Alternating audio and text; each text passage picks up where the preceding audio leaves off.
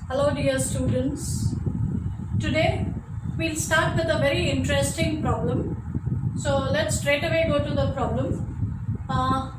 G is given to be a finite group with identity E and G contains an even number of elements. Then we have to prove that there will be an element in G other than the identity for which A star A is equal to E. Now A star A is equal to E means A is equal to its own inverse. So other than the identity, we need to prove that there is at least one more element in G which will be equal to its own inverse. So we start with a finite group. Let G be a finite group, and it's also given that the order of this group is an even number.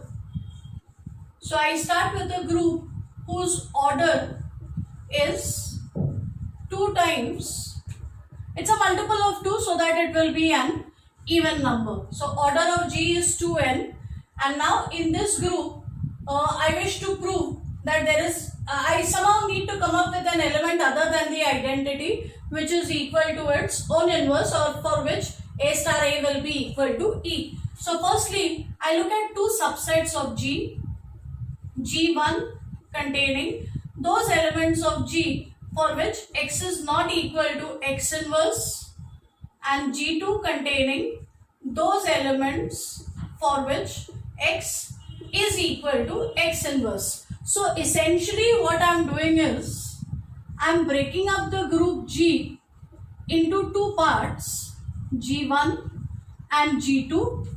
In G1, I am taking all those elements which are not equal to their own inverse, and in G2, I am taking those elements which are equal to their own inverse.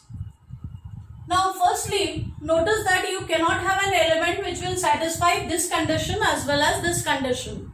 So if you take any element of G, precisely one of the 2 things happen. So G1 intersection G2 is empty. They have nothing in common. Also, if you take an element of G, either it has to satisfy this or this.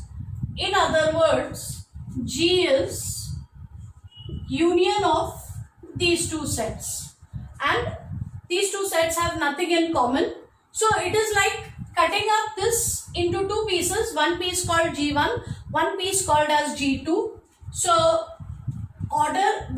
if I have to count the number of elements in G, I could count the number of elements in G1, the number of elements in G2, add them, I'll get the total number of elements in G. So order of G will be, order of G is number of elements in G, it will be the number of elements in G1 plus the number of elements in G2. So I get, let me put this to the side so that I can use the board again. So number of elements in G1 plus the number of elements in G2 is 2n.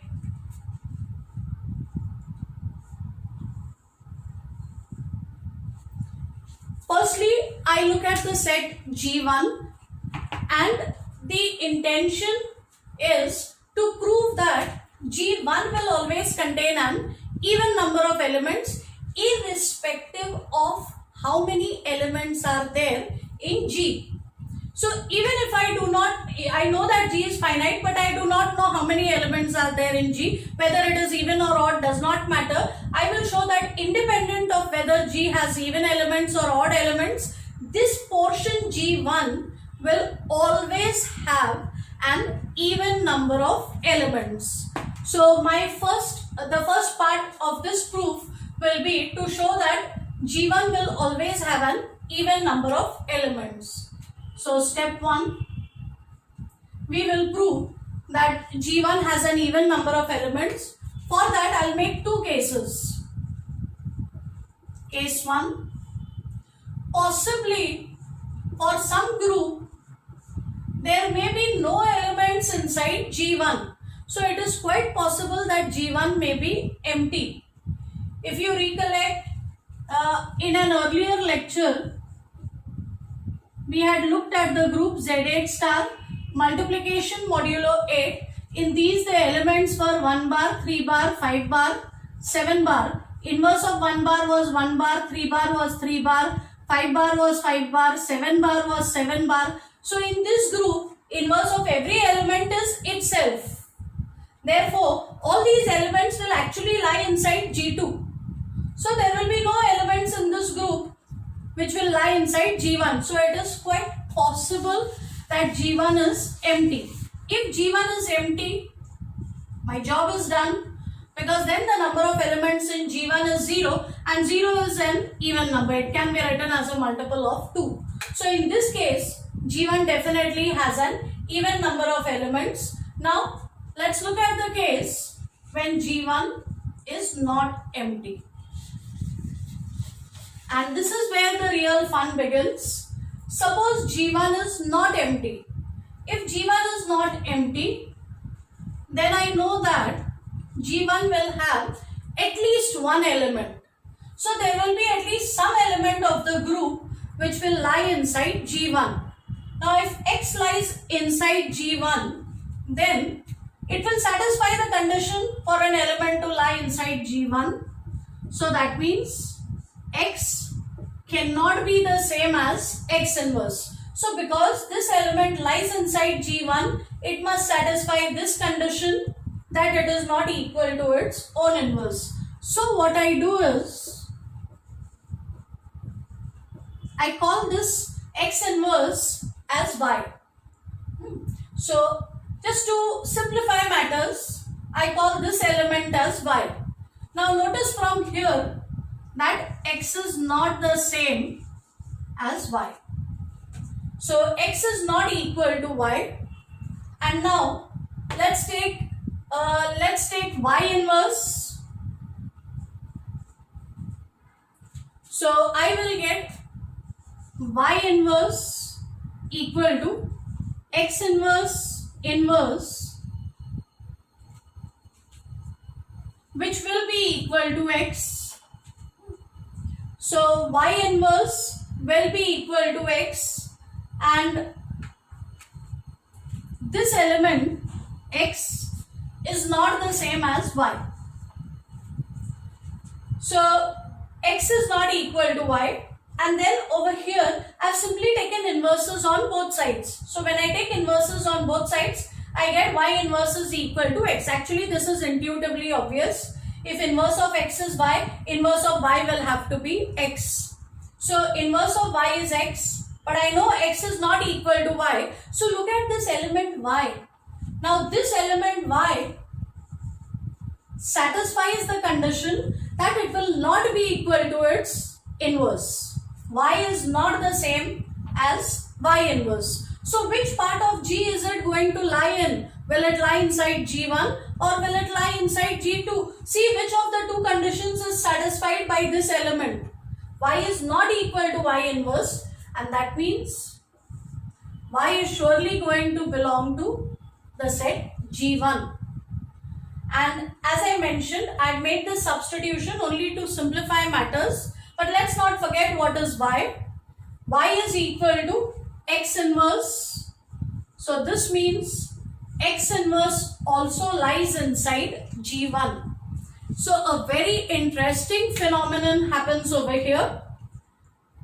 The moment X lies inside G1, when X lies inside G1, from all this we conclude that X inverse also lies inside G1.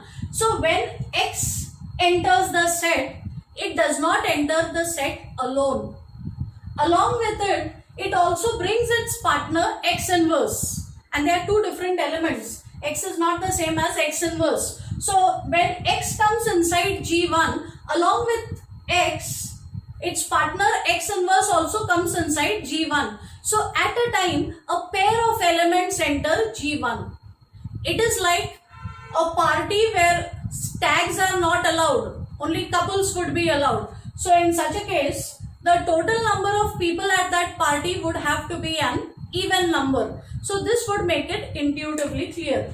But if I go back to the rigorous part of the proof, then I know that if X lies inside G1, then X inverse also lies inside G1, and remember the two elements are different from each other. So basically if X lies in G1, X inverse also is in G1, so the elements enter the set in pairs. At a time, two elements enter G1, and all this is with a finite backdrop. So let me assume that there are exactly k such pairs of elements which enter inside G1. So let me assume that the pairs are x1, x1 inverse, x2, x2 inverse, and xk, xk inverse. So because at a time there are pairs enter G1 and the whole thing is finite. So finitely many pairs will enter inside G1, and therefore the total number of elements inside G1 will have to be equal to 2k. So number of elements in G1 is 2k. Okay.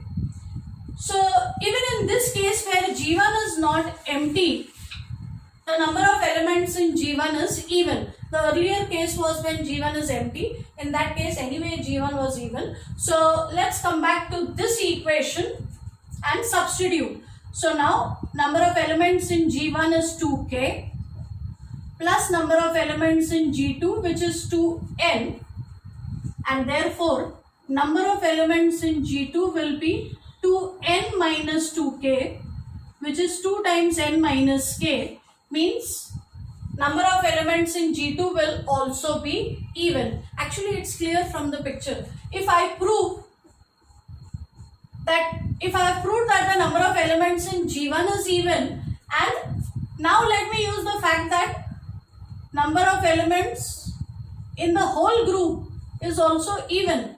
So then it's G2 is forced to have an even number of elements. So in this portion also we have an even number of elements.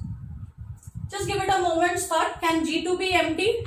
Remember, G1 can be empty, it can be non-empty. But what can we say about G2? Look at the identity. If G is a group, identity has to be there. And what happens to inverse of identity? Inverse of identity is identity. So identity will always belong to G2. So G2 can never be empty. And if G2 can never be empty, and if G2 has an even number of elements, what is the minimum number of elements that will be there in G2?